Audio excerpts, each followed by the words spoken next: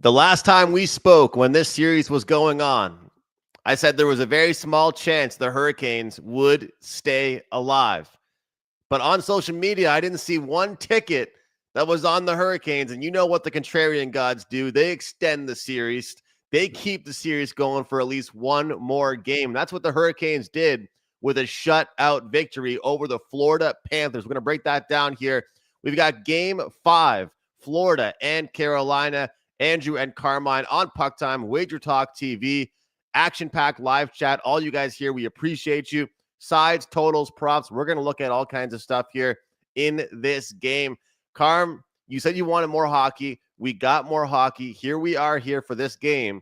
But the series switches back now to Carolina. How do you feel? Can they win one game at home because they've been such a great home team and then come back to Florida for Game 6? What do you think? It's done. It's over, Andrew. It is done. It's over. It's over. It's over tonight. Back up the truck. No, I'm kidding. Never back up the truck on any play. It doesn't matter how strong you feel about it. But also take with a grain of salt, Andrew, that I've lost my last 4 NHL plays. A good run and now a little bit of a sour run. I'm not happy about it, but I didn't expect Stuart Skinner to be the next or a version of the Vezina Trophy winner, but here we are. This game, Andrew, this game tonight, it just seems like a carbon copy, and I've talked to others about this. It just seems like a carbon copy of the last round for Florida. They win a big game in Toronto, come home in a closeout game, Game 6, and the Leafs out of nowhere, after being embarrassed, play one of their best games in shutting Florida down 2-0. And you can say, if you looked at the numbers on that one's the post-game analytics, you can say that Florida played well, but just not well enough. And then Carolina did the exact same thing. Who would have thought Carolina, after losing the first 3 games in this series by 2+ goals in each of those games, was going to come back and win this one? Now 3-0 is a little deceptive because, a couple goals into the empty net, but it was 1-0. They scored first. And I think that's what they need to do tonight. The only problem is Florida's a very good team, Andrew, off a loss. And then not only that, in the opening 20 minutes in the playoffs this season, 9 games, I believe, in the playoffs, they are, after 20 minutes on the road, 5 times they've led, 1 time they've trailed, and 3 times they've been tied at the end of 20 minutes. I think that's the play tonight. Honestly, that's play. I put it up at WagerTalk as a free play. It'll likely go on my social media accounts, and I put it up for clients as well too. A smaller play, but still, I think Florida first period -110. I think it is -115. I think they come out, take control in the first period, and put this game to bed. I think this series is done, but unless you can convince me otherwise. I can't convince you otherwise, Carm, other than the fact that I think it's good. It gives confidence to the Hurricanes that they were able to shut down the Panthers. But I was talking to someone last night about this. Part of me almost feels like it would have been better if the Hurricanes won a game 4-3 than if they won the game in shutout fashion the way that they did. And let's be honest here, it was 1-0. And then I luckily got 2 empty net goals for my third period over bet to make it 3-0. So it's pretty much a 1-0 game, right? We all know, no matter who wins tonight, Carolina is not shutting out Florida. Florida's going to find their offense once again, despite some injuries they have going on. So where I'm sitting, if Carolina wants to stay alive, they have to find their offense. When I look at this, though, I like to look at home teams, road teams. Look, the end of the day is this. Carolina all season long was a great home team. And I think part of me feels, you know what? I can't believe they lost both games at home early on in this series. This should be a team that should utilize the last change and get there. But then I look it up and I find that Florida is 7-2 this year in the playoffs on the road. I mean, that is really impressive, Carm. And you look at games 5 and game 7 that they had against the Toronto Maple Leafs. That should tell you everything that you need to know about this Florida Panthers team and what they're capable of doing. Because some teams need to go home to have success. Some teams need to be in front of their home crowd. This team is benefiting off playing on the road. Looking back at their games against Tampa Bay, 6 goals, 2-0 shutout, 6-3. That was their road games against Tampa. Now you look at it here, 5-4, 4-3. Sure, they lost, still put up some goals there against Toronto. But when it really mattered, I'm talking game 5, 6-1 victory. Talking game 7, 6-1 victory. And then, of course, the first 2 games of this series being 5-2 and 5-0. I mean, when you look at it, besides the opening 2 games in Toronto of that second round series, this team has been a dominant road team. And that's what I like looking for. How is a team going to respond? Well, I expect them to respond off a shutout. But now you ask them, can they do it on the road? Well, this right here tells you they can do it on the road. I like this Florida Panthers team. That's the side that I lean towards. I do have a best bet up on the total in this one. It was part of my $5 Tuesday deal. It's back to regular pricing now at $25, but you can still grab that or grab an all access for today and get everything that I have, including my big bet in MLB action. But Carm, I mean, the proof is in the pudding here. This team, they're not lacking goals. 5-5, 6-6. Their last 4 games on the highway. They're not really too bothered. They actually like being the villains here. The Rats, Kachuk, Bennett, Marchand, they thrive in enemy territory. I like this team tonight on the road. It's a fair price. The only thing that worries me about this bet is the fact that Carolina is one of my favorite home teams, and they lost both in this series so far. But I'll take this road record over a great regular season home record with the Hurricanes. Right, and that's the one thing that obviously bothers me as well too. Is I keep stressing during the first round against Washington that Carolina is a very good the first round and the second round is a very good home team, and they win their games on. So that kind of shocked me that game, and I'm not saying Florida that can't be beat. Andrew, we saw a 3-0 lead in the Stanley Cup Finals last year evaporate against the Edmonton Oilers, and that series eventually went to 7, and Florida won it on home ice. But you can never say never, and I'm not going to say that there's not a chance that Carolina wins tonight. They got to score first. If they score first, they dictate, I think, their type of game. The one thing I'm probably going to look at is, and unfortunately, I know it's going to be juiced a little bit, is I'm going to look at the player shot props again, and I'm going to look at guys like that same line, the Svechnikov, Jarvis, and Aho line, and take all 3 guys under their shot prop totals. So we'll see what happens. 2 of the 3 stayed under the total. Sebastian Aho, I think, had 7 or 9 shots on goal in game 4. So obviously he soared over that number. But if you can cash 2 out of 3 and you're not laying too much vig, by too much, I'm saying about minus 130, minus 135, then you'll earn a little bit of a profit. I want to mention one guy in our chat who's found our channel, and the only channel he says he's subscribed to. Hopefully I pronounce his first name right. Jussi from Finland, home of Jari Kurri, who I think about last week or the week before celebrated his 65th birthday, Andrew. Jari Kurri, who an Edmonton great, of course, as you know, from Helsinki, Florida. Helsinki, Finland, Andrew.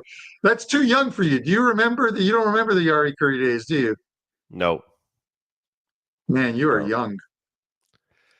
I do remember a lot of great Finnish hockey players right now. And I'll tell you what, Finnish hockey is growing more and more and more right now. And speaking of Finnish hockey players, I'm going to search this up so I don't look stupid. But I think there's one guy that scored last night for the Dallas Stars. And just to confirm, yes, Roope Hintz is Finnish. I didn't want to say it without him actually being from Finland, but he scored a goal last night on the power play, I believe. And did you see that clip, Carm? Did you see the video they were talking about on Sportsnet and through social media where I think Bouchard was on the way to the bench and he skated by Rupe Hintz and he smacked him and slashed him right in the skate? I don't know if you saw that, but I mean, Kelly Rudy and some of the guys on the Canadian broadcast, they were saying, look, that's just how sports are. If you're not a fan of it, I'm sorry. That's how sports are. But pretty much what I'm talking about here, guys, is the fact that people don't like it when hockey players or coaches say a team has an upper body injury or a player has an upper body or lower body injury. But the reason why they do these announcements like that is so their opponent doesn't know what's wrong with them, right? Well, everybody knew that there's an injury to Rupe Hintz's left foot. And I didn't think we'd see it like this, but there were literally multiple clips of yesterday's game, players chopping at his foot when they had a chance to do it discreetly, or they're walking by, skating by him on the ice in the crease.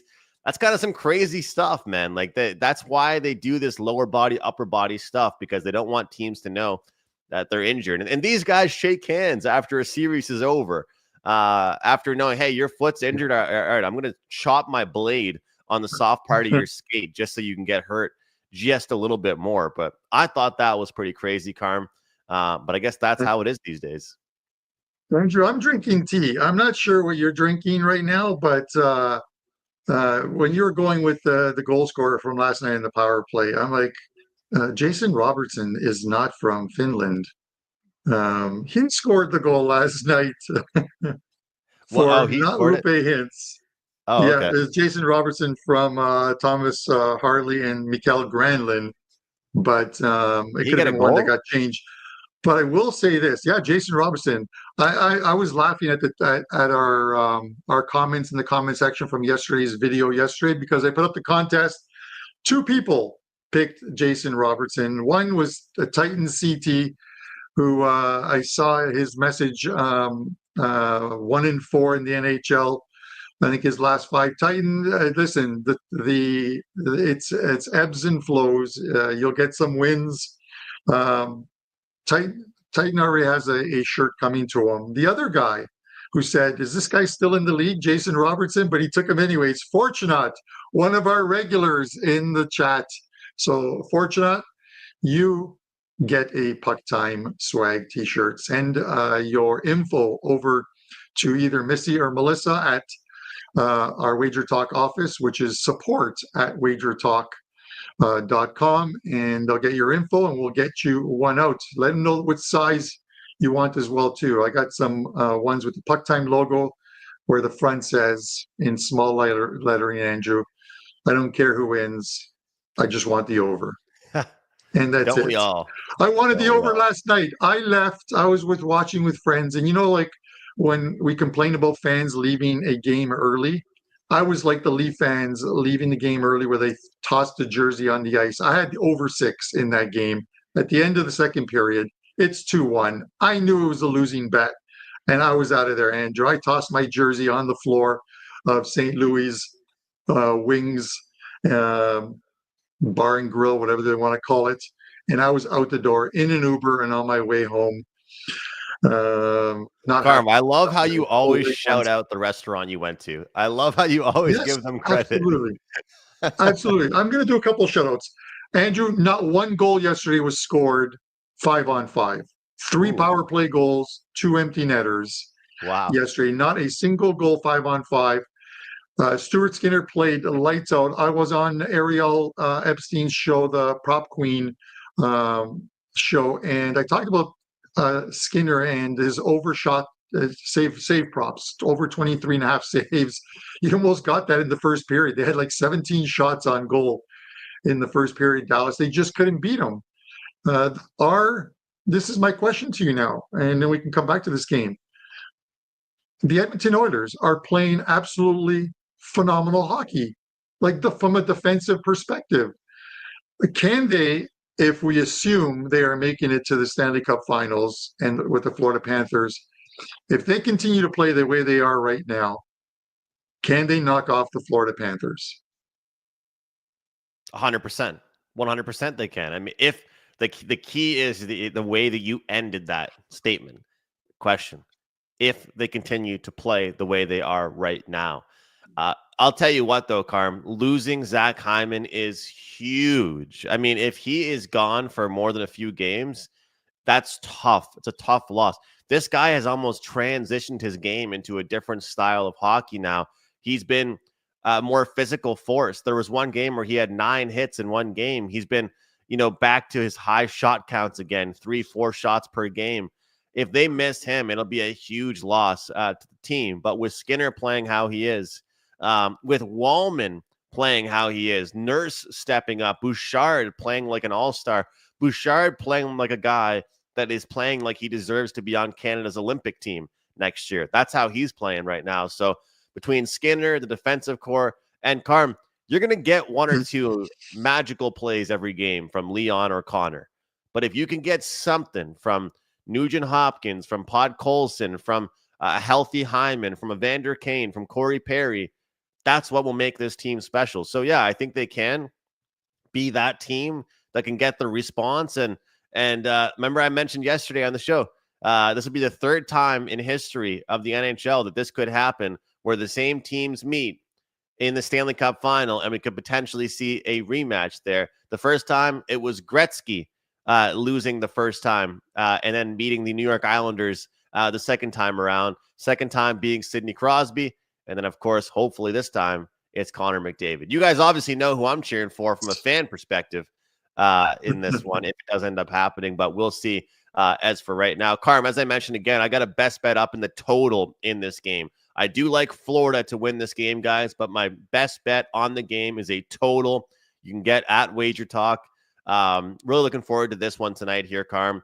I think I handicapped this one, looked at a lot of historical trends going into this position, into this spot play for both teams. So best bet up, guys. If you missed $5 Tuesday, you can get this play still available for Game 5 tonight, Canes and Panthers. What do you have going tonight, Carm? I mentioned it, so and there's no package up for it yet. So if you're not watching the show, you kind of missed out on it. If you're watching the show, you can either fade or follow. That's the great thing about any play that we talk about. You can fade or follow, but I am taking the first period with Florida.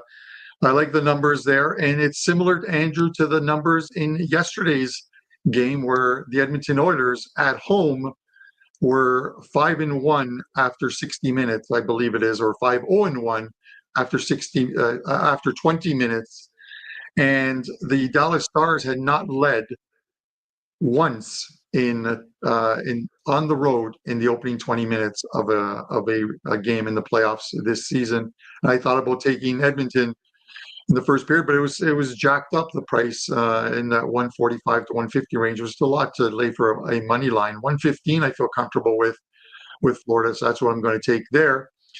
A couple of tennis plays going. Yesterday's 2 tennis plays were winners. First couple of the French Open, a couple of them up for clients as well too. So maybe that one day all access is going to get all of the client plays today. I'm going to have some shop props, which I will load, but a 5% play up tonight in the MLS. And if you use code MLS10, that'll get you $10 off of that play. Or the Flex Pack. We talk about the Flex Pack all the time. The Flex Pack is a great deal, 7 days. You can move from capper to capper as you wish. And then I believe that if you have the Flex Pack, and you guys can correct me if I'm wrong, Dan and Andrew, it allows you to get 25% off of any other cappers package that might be up on that day as well too. So I think it's a great deal that WagerTalk has and gives you complete flexibility, hence the Flex Pack, Andrew. I will say this, Andrew, yesterday's game, the discussion afterwards is, what does Dallas have to do to beat the Edmonton Oilers? Well, get physical with them. Last night's game, the post numbers, 50 hits by the Edmonton Oilers, only 25 by the Dallas Stars. Edmonton beat them in every aspect of that game, Andrew. Edmonton, look, Carm, this was one of those games where you look at that deserve to win meter or the expected goals, and you're like, yeah, they were the better team.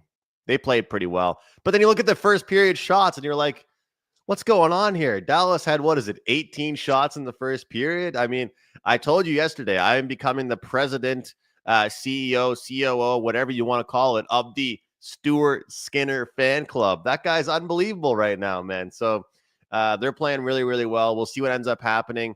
The series does go back to Dallas, so we'll see how much that matters as far as that's concerned. 3 props for tonight I wanted to mention. Number one, we got to keep going with Evan Rodriguez points. When you look at the spot here and you look at the dailyfaceoff.com, which is what I love looking at the most for these lineups, he's a top line left winger. If you look at Evan Rodriguez's pathway and his kind of career path so far, some of the teams he's bounced around on, and then landing on Florida, having success with Florida, I never would have believed you if you told me he would find himself as a top line left winger. And I understand there's injuries to this team right now, including a big one with Sam Reinhart, but Evan Rodriguez to get a point is a really good bet right now. He's playing with Barkov and Jesper Boquist, but he's also getting power play minutes. Shop around. You're going to get a really good price on him. And he's a guy that's contributing offensively every single night. Karma guy, you talked about Sebastian Aho. I've been talking about him as well. He finally had that kind of shot explosion for his team in the previous game. And I think that when you look at him, he's someone that they need to be their highest shot count guy. I understand now the series for them is going to be another do or die game. And they're going to probably try and shut down Aho if they're the Panthers. But I think Aho will lead them with his shots on goal. And here's a contrarian play as I throw it back to you, Carm, for any more closing thoughts. I'm going to take Freddie Anderson over 22.5 saves for the Hurricanes. And this is hit, I think, or the under is hit in like 7 straight games. I'm going to be contrarian and try and break the streak. And the reason why is because Florida's off a shutout. So I think in the first period, especially, we will see some high shot counts from them.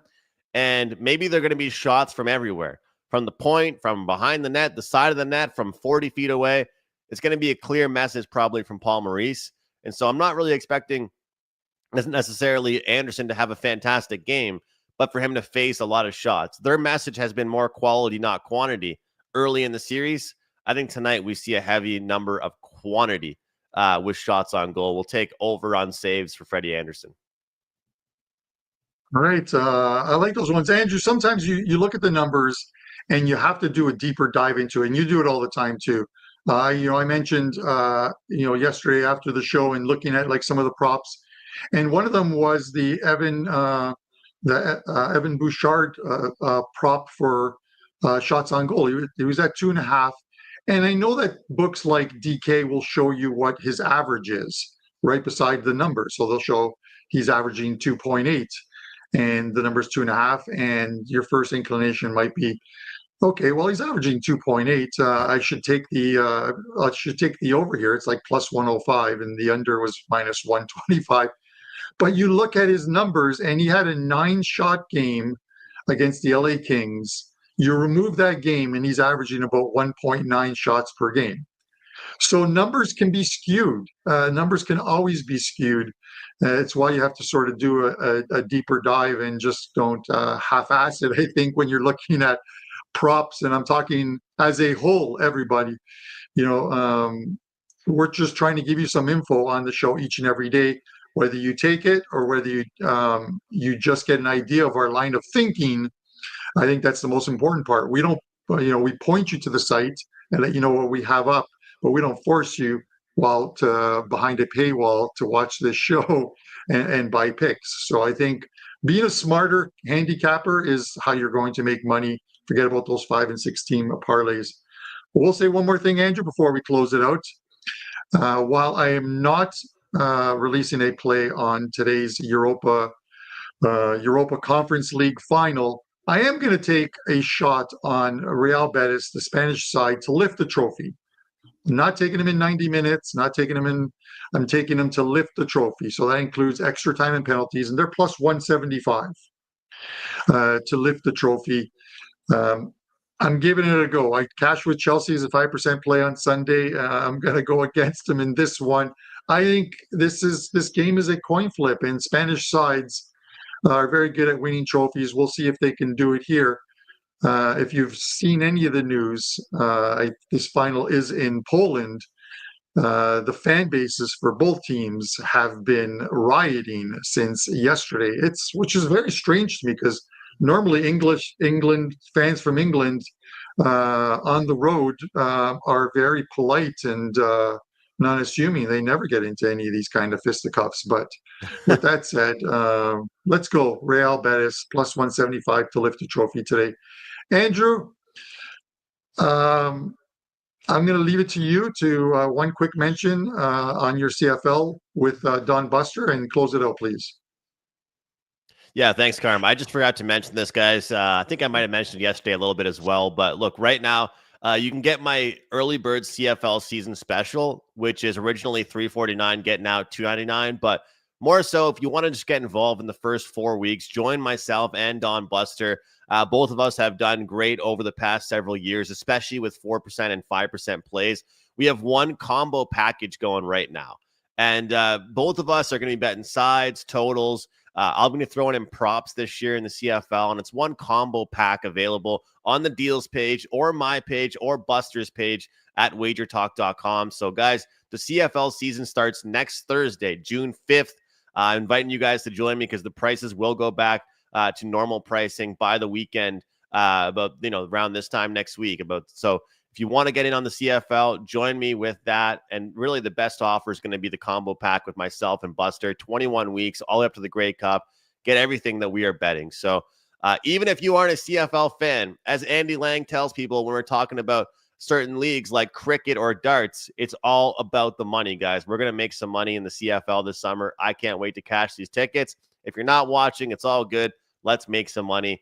But enjoy tonight's hockey game. The show is Puck Time. We hope you guys enjoy the hockey game, make some money on the ice. That will do it for today's show. Make sure you get Carmine's big play tonight at his page, and, of course, my baseball play at my page as well. Tomorrow, we'll have Prez on Puck Time with us. It'll be a Puck Time and Blue Line combo show.